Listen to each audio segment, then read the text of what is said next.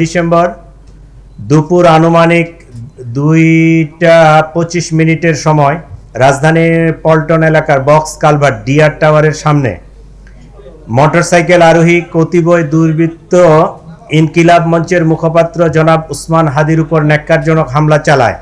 এতে তিনি গুরুতর আহত হয়ে বর্তমানে রাজধানীর একটি বেসরকারি হাসপাতালে চিকিৎসাধীন রয়েছেন। উক্ত ঘটনার পরপরই ঢাকা মেট্রোপলিটন পুলিশ হামলাকারীদের গ্রেফতারের জোর প্রচেষ্টা চালিয়ে যাচ্ছে। ঘটনাস্থলের সিসিটিভি ফুটেজ সংগ্রহ বিশ্লেষণ করে ইতিমধ্যে দুজন সন্দেহভাজন ব্যক্তিকে শনাক্ত করা হয়েছে। এরা হলো ফয়সাল করিম মাসুদ আর আরেকজন ছিল মোহাম্মদ আলমগীর শেখ।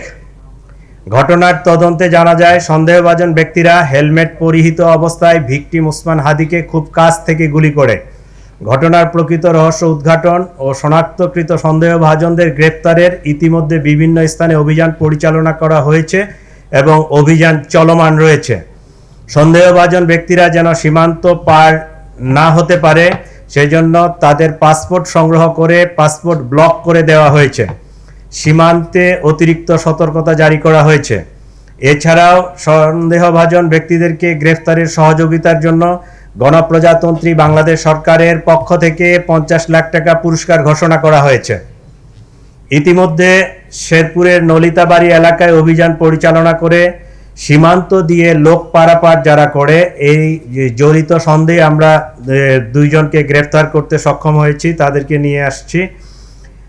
আর র্যাব মোটর সাইকেলের যে মালিক মনে করছে এরকম একজনকে র্যাব আটক করে আমাদের হাতে সোপর্দ করেছে।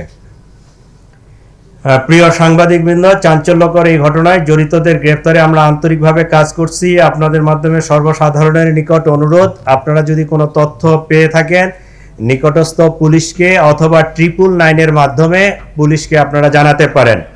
আপনারা আরও জানবেন যে সেই অপারেশনের দিনে যে মোটরসাইকেলটি ব্যবহৃত হয়েছিল এটা আমরা উদ্ধার করতে সক্ষম হয়েছি।